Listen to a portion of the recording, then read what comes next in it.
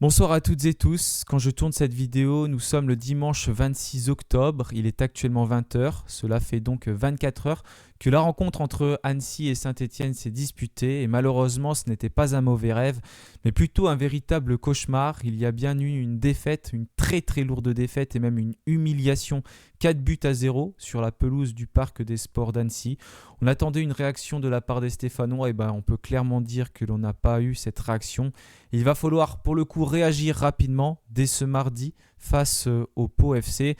J'en profite pour me justifier parce que j'ai reçu quelques messages comme le débrief ne sortait pas.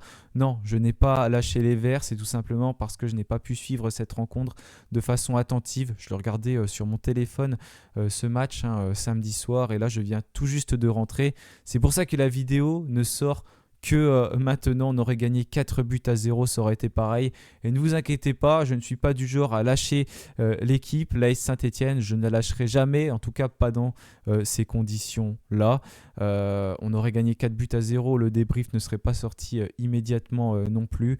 Et vous verrez, il y aura l'avant-match cette semaine, il n'y a pas de souci. Je vais parler des deux matchs qui arrivent. D'ailleurs, je serai au match contre Pau, donc il n'y aura pas le débrief directement après la rencontre.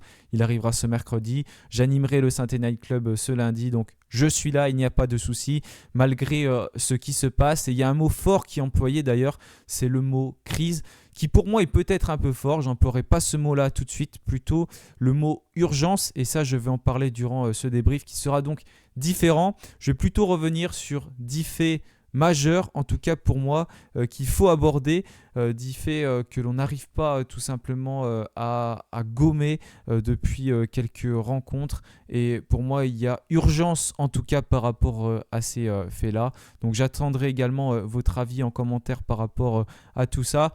Je ne vais pas vous faire attendre plus longtemps et je vais lancer le générique.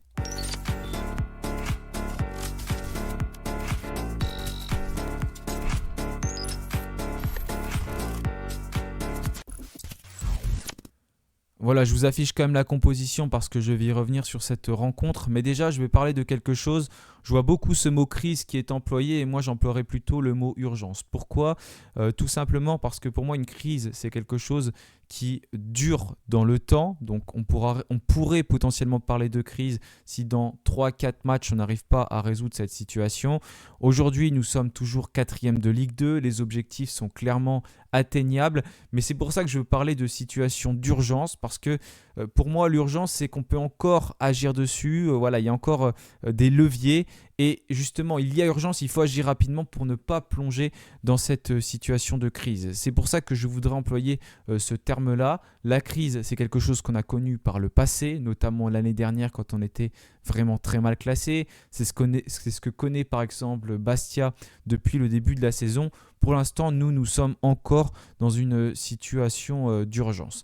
Et justement, je vais déjà revenir sur cette rencontre, plutôt sur la composition alignée par Eric Horneland. Justement, c'est la première chose que je vais aborder durant cette vidéo pour parler des choses que je voudrais donc mettre en avant, notamment Eric Horneland et ses choix. Regardez la composition stéphanoise. On sort d'une défaite 3-2 contre Le Mans. On attendait une réaction des Verts. Et quand on regarde la composition, il n'y a pas véritablement de changement de la part d'Eric Horneland, mis à part un gros retour, celui de Dylan Batubinsika. D'ailleurs, on a vu Masson qui était titulaire contre Le Mans et qui n'était même pas dans le groupe contre Annecy.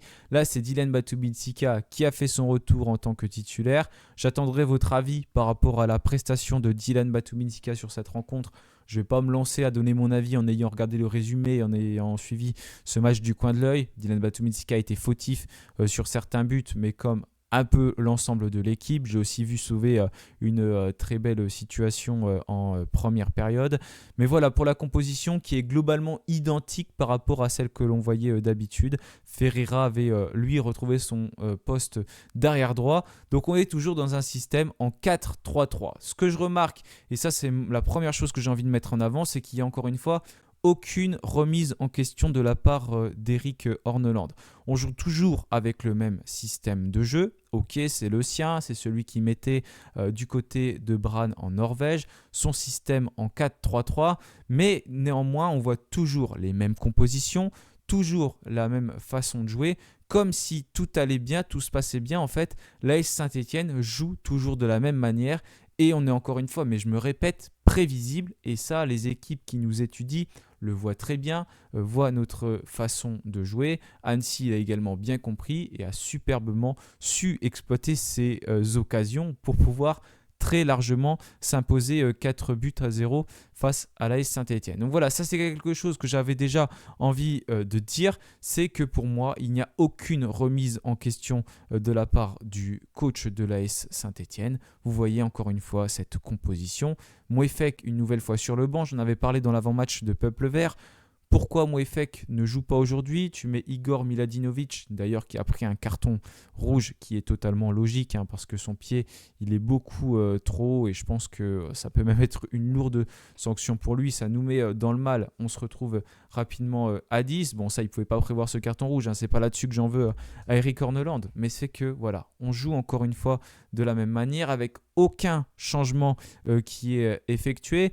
Il attend tout simplement le 3e but encaissé par les Stéphanois pour faire 4 changements quasiment d'un coup. Pas de réaction donc de la part d'Eric Horneland. Surtout quand on prend un carton rouge, Miladinovic est exclu assez rapidement. Je crois qu'on est aux alentours du quart d'heure de jeu. À ce moment-là, Eric Horneland, pour moi en tout cas, doit faire un changement parce que jouer à 2 milieux de terrain, c'est quand même quelque chose qui est très compliqué. J'aurais plutôt fait sortir un avant-centre, même si on perd déjà à ce moment-là, mais il faut faire ce choix-là parce que clairement, jouer à 2 milieux de terrain, c'est pas possible. On est déjà dans le mal. On le voyait notamment contre Le Mans où on était obligé de mettre des longs ballons devant. Là, si tu te retrouves avec un milieu de terrain en moins, ça devient vraiment très compliqué. Et en plus, on est dans une semaine à 3 matchs. Là, Eric Horneland devrait faire tourner, devrait faire des choix, mais non, il décide de garder son 11 même après 60 minutes de jeu.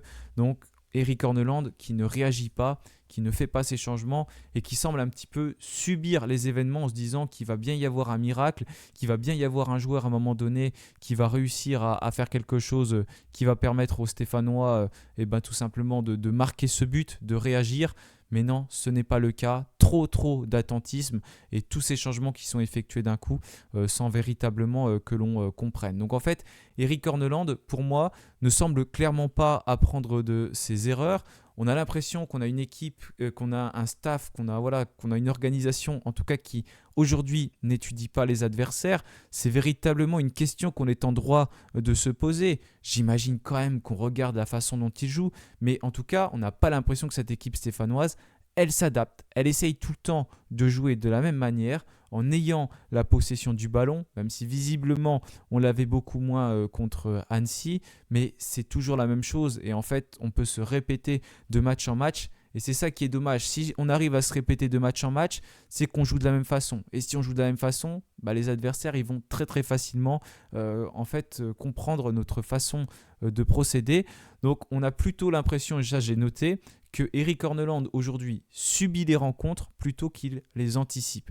En fait, on a l'impression qu'on a un coach qui est un petit peu perdu dans l'organisation de son collectif, qu'on a une équipe aussi donc, qui se retrouve perdue sur le terrain, qui ne sait plus véritablement comment réagir. Vous voyez, je vous mets les réactions notamment d'Eric Horneland et de Gauthier Larsonneur qui sont écrites aujourd'hui. Il y a des mots forts qui sont employés, notamment Larsonneur qui dit que cette prestation est indigne de Saint-Étienne. Il veut réagir rapidement, Gauthier Larsonneur, il dit qu'il va falloir battre le Pau FC. Donc on attend de notre côté une réaction bien évidemment, mais en fait on n'a pas le droit d'avoir ces prestations-là aujourd'hui. Encore une fois, on dit qu'on est Saint-Étienne, qu'on a investi 50 millions d'euros quasiment depuis 1 an et demi.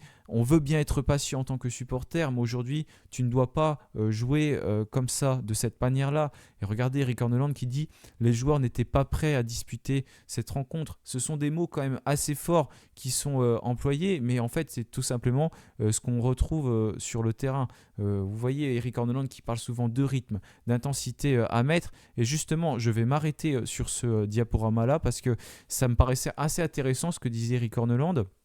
Et c'est ce qu'on repère un peu tous depuis pas mal de rencontres.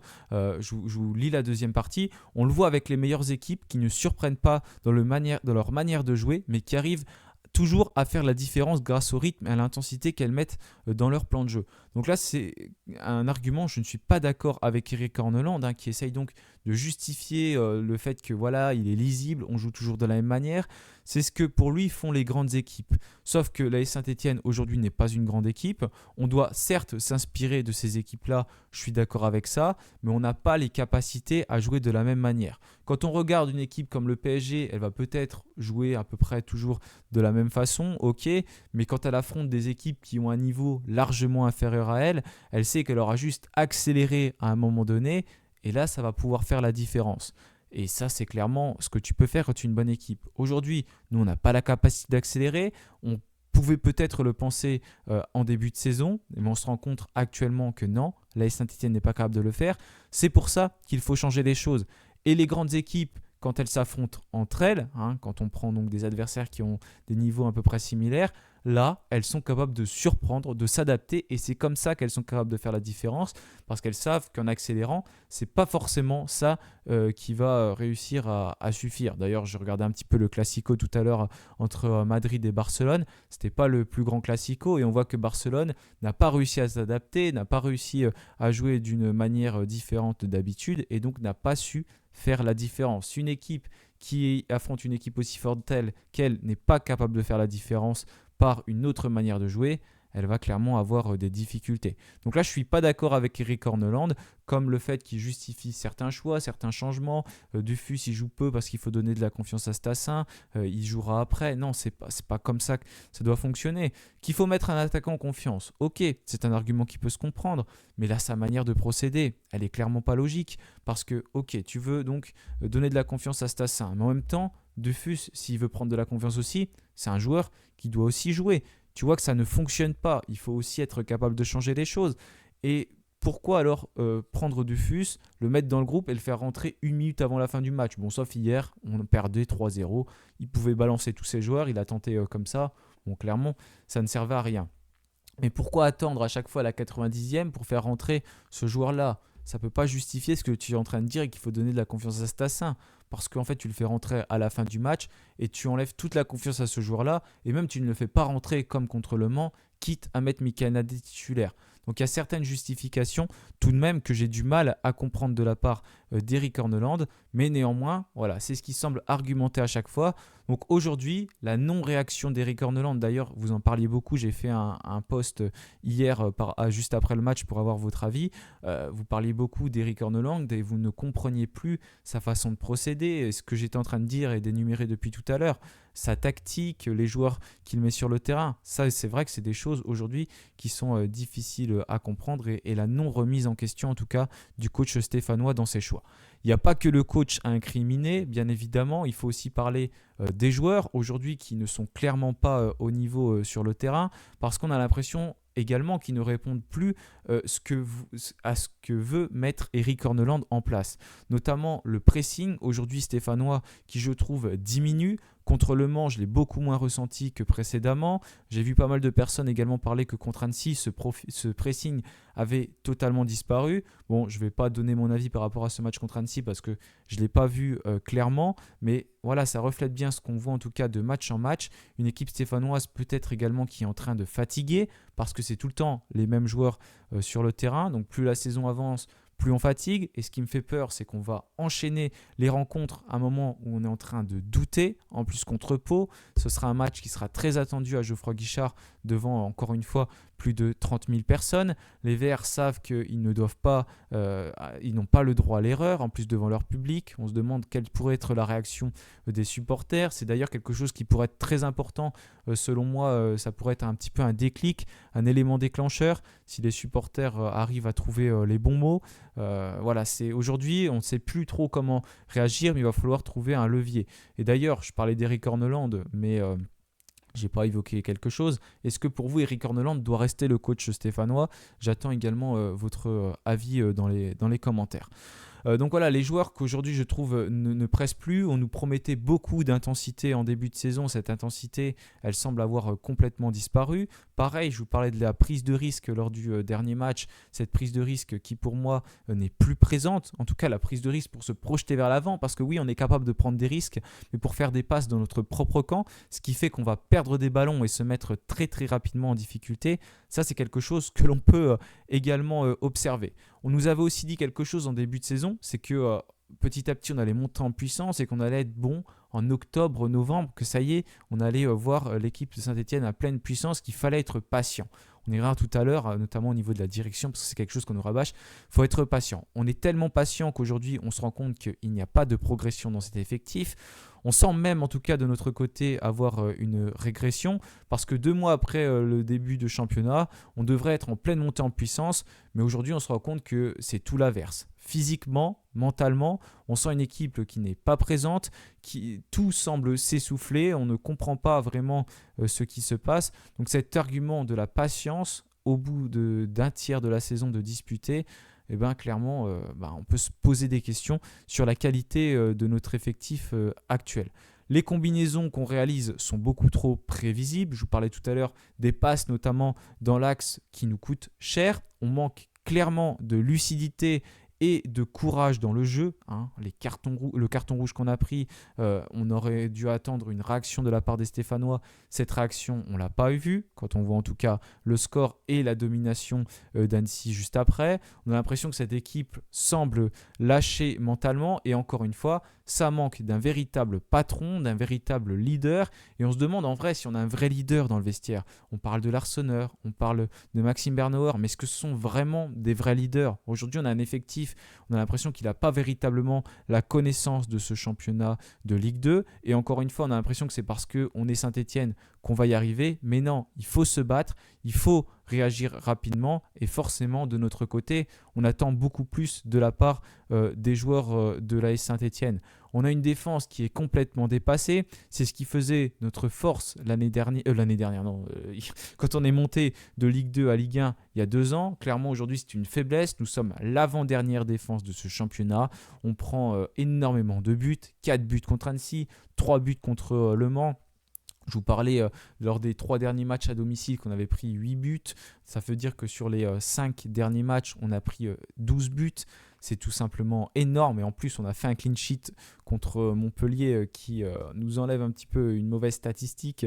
Non, mais clairement, c'est pas possible d'avoir une défense qui est autant aux abonnés absents. Les latéraux qui, pour moi, encore une fois, sont beaucoup trop loin des ailiers adverses. D'ailleurs, on le voit sur le premier but qu'on encaisse, Ferreira qui est beaucoup trop loin de son vis-à-vis. Je ne comprends pas que ce soit Ferreira, que ce soit Hanan, même Bernauer quand il jouait latéral, n'importe quel de nos joueurs est beaucoup trop loin du joueur adverse qui a tout le temps de prendre des initiatives, de prendre la profondeur et de centrer. Et d'ailleurs, ça me permet d'enchaîner sur quelque chose. Les centres, une nouvelle fois, c'est quelque chose qu'on ne voit pas du côté de Saint-Etienne. Comment voulez-vous qu'un joueur comme Stassin puisse se créer des occasions si on n'essaye pas de le trouver avec des centres? Comment voulez-vous que n'importe quel joueur puisse se démarquer si on ne centre pas? Et ça, c'est aussi une manque d'initiative de la part des joueurs de Saint-Etienne. Après, j'imagine également que c'est une demande du staff, parce que forcément, on joue tout le temps de la même manière. Aujourd'hui, s'il n'y a pas de centre, c'est parce qu'on ne passe pas sur les côtés. Et peut-être parce qu'on n'exploite pas tous nos joueurs correctement. Des joueurs qui ne jouent quasiment pas, comme Irvine Cardona. J'ai cru lire qu'il a fait une bonne entrée. Ça va peut-être permettre à Eric Orneland de se poser des questions et de le mettre titulaire contre Pau.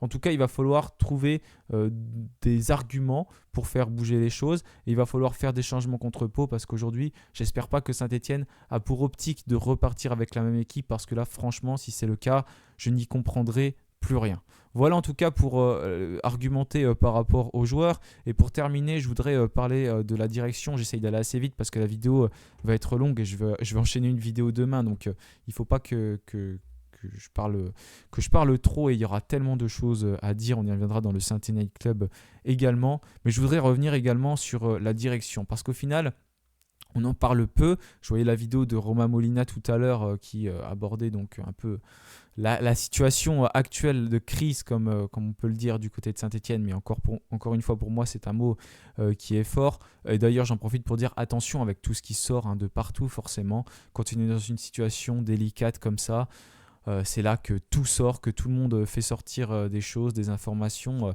mais qui pourra en réalité sortir à tout moment. Il y a des choses qui sont vraies, il y a des choses qui sont peut-être vraies, mais il n'y a pas tout qui est dit également. Donc il faut faire très très attention et prendre beaucoup de recul par rapport à tout ça.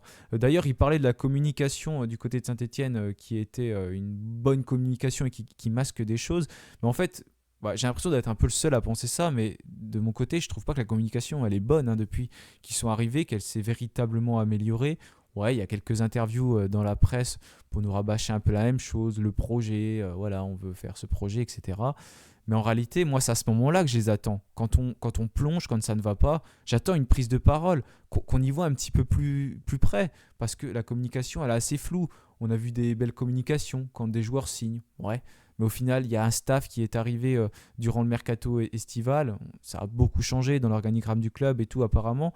Mais en fait, ils ne nous communiquent jamais là-dessus. On n'a pas de communiqué par rapport à ça. C'est les médias qui nous disent ça. Donc comme sur Peuple Vert, on sort des informations parce qu'on arrive à avoir des infos. C'est nous qui sortons ça. C'est même pas le club qui donne des informations par rapport à tout ça pour rassurer les supporters. Donc en fait, je comprends pas. Là, il y a des gens qui arrivent un petit peu de partout, qui ont fait des grands clubs et tout. Justement, là, il devrait y avoir de la communication pour nous en informer. Non, c'est pas le club. Donc en fait, ça, c'est quelque chose que j'arrive pas à comprendre. Donc pour moi, déjà, la communication, sur ce point de vue-là, elle n'est pas forcément bonne. J'arrive pas à comprendre cette communication. On attend une prise de parole de Gazidis, 12 familles, de n'importe qui pour aujourd'hui rassurer les supporters. On a dit à tous les supporters d'être patients, et je pense qu'on l'est quand même depuis le début de la saison, et même depuis le début du projet, parce que ça fait plus d'1 an qu'il a démarré. On a quand même laissé notre club descendre de Ligue 1 à Ligue 2, en se rendant compte quand même qu'au mercato hivernal, il fallait agir. On le disait tous, mais on n'a pas véritablement agi l'année dernière. Mais bon, on a laissé faire. Ok, on a été patient. Et là, depuis le début de la saison, on est encore patient. Je vois les Ultras qui encourageaient notamment après Le Mans. Franchement, c'est magnifique. Mais on est là, on est patient, on attend. On peut clairement rien reprocher aux supporters aujourd'hui. Quand on voit le stade qui est plein, le parquage à Annecy, c'était fou. Voilà, il y a encore je ne sais combien de milliers de supporters stéphanois qui étaient dans tout le stade. C'est magnifique. On attend, on est patient. Mais justement, là, s'ils ne veulent pas perdre les supporters, c'est à ce moment-là qu'il faut qu'ils parlent, qu'ils nous disent les choses et qu'on comprenne concrètement où va le projet, parce que c'est très flou quand on voit tout ce qu'on a investi par rapport aux autres clubs. Ce serait clairement une erreur aujourd'hui de ne pas monter en Ligue 1 déjà, de ne pas être premier du classement et de perdre 4-0 contre Annecy. C'est une humiliation qui est vraiment totale et qui n'est pas normale. Et en fait, on est en train de laisser passer ça. Ils sont un peu en train de nous endormir avec ce projet, mais je pense que s'ils ne communiquent pas prochainement, ça pourrait quand même au bout d'un moment se retourner contre eux. Et en fait, voilà, on est perdu de notre côté. On n'a plus forcément de ligne directrice. On attendrait un petit peu plus, en tout cas de mon côté, d'argumentaire de la part du staff stéphanois. Donc on se demande un peu, en tout cas de mon côté, oui, il y a eu des millions de dépensés, 25 millions durant ce mercato, 50 millions au total depuis 1 an et demi. Mais en fait, pour quelles raisons ? Pourquoi dépenser ces millions ? Quels ont été les axes de progression ? Ça, c'est quelque chose qu'on ne pouvait pas dépenser par le passé avec la précédente direction. Mais au final, on se rend compte que les résultats n'étaient pas plus mauvais. Je vais peut-être pas me faire que des amis en disant ça, mais c'est la vérité. Les résultats n'étaient pas plus mauvais qu'actuellement. On est en train de battre des records. On l'a vu l'année dernière avec le nombre de buts qu'on a pris, avec tout ce qui s'est passé, les humiliations qu'on a subies. Mais on a laissé passer ça. Là, encore une fois, c'est un peu la même chose. On prend beaucoup trop de buts en tout cas. On va peut-être monter à la fin de la saison. Je ne dis pas ça du tout. Il ne faut pas trop non plus être alarmiste. Ce n'est pas du tout mon objectif. Mais voilà, il faut prendre du recul et prendre bien conscience des choses. Qu'aujourd'hui, en fait, si c'était avec la précédente direction, je pense que c'est des choses qui ne passeraient pas. Parce qu'on se demande aussi quel joueur a véritablement progressé. On a utilisé la data. Mais quand on regarde quel joueur a progressé aujourd'hui, arrivé l'année dernière, bon, Lucas Tassin peut-être, même si c'est ces derniers temps, mais il n'y a pas véritablement de joueur qui a franchi un palier. Et ça, je pense que c'est la vérité. Voilà, on se demande quand même où en est le projet, à quelle étape nous sommes censés en être, parce que je rappelle que l'objectif, c'est de retrouver la Coupe d'Europe durant les prochaines saisons. Pour l'instant, on en est quand même bien loin avec notre manière de jouer, même si on monte en Ligue 1, il va falloir faire beaucoup mieux, parce que ce n'est pas un championnat qui est facile. Pour l'instant, voilà, on ne voit pas encore de progression, on ne voit pas de véritable identité, de cohérence dans ce projet Kilmer Sport. Voilà, moi en tout cas, c'est quelque chose qui m'interroge parce qu'on attend beaucoup de notre côté depuis un an. On sait être patient, mais au bout d'un moment, je pense que la patience, elle va avoir des limites et il va falloir que, voilà, il y ait un véritable élément déclencheur, qu'il y ait un vrai déclic pour que les choses bougent de notre côté, parce que ça peut instaurer un mauvais climat et c'est ce que je commence à voir malheureusement parce qu'il y a ceux qui vont défendre plus le projet Kilmer, il y a ceux qui sont un petit peu sortis de ce projet et ça crée un climat de tension entre les supporters. Donc voilà, j'espère que ça ne va pas diviser tout le monde et qu'on va réussir à rester soudés de notre côté. Mais pour l'instant, malheureusement, on ne peut que constater. Mais encore une fois, de mon côté, j'attends une prise de parole, j'attends des véritables arguments et qu'on nous dise vraiment quel est l'objectif de ce projet parce qu'on nous endort depuis quand même quelques temps et pour l'instant on voit que les choses ne fonctionnent pas. Voilà, je vais arrêter là pour cette vidéo. Donc voilà, c'est un débrief qui était particulier, j'ai pas pu revenir sur le match, mais on va pouvoir enchaîner bien sûr tous ensemble sur la suite de la saison, le match contre Pau qui arrive. Le débrief encore une fois sortira mercredi et après le match contre le Red Star prévu samedi. Et normalement, je pourrais sortir le débrief immédiatement, mais on verra. Voilà. Merci à tous, en tout cas, malgré tout, d'avoir suivi cette vidéo. Je vous souhaite une bonne soirée malgré tout. Et puis, un bon début de semaine. Et puis, de toute manière, à demain pour l'avant-match contre Pau. Allez, salut à tous et allez les Verts.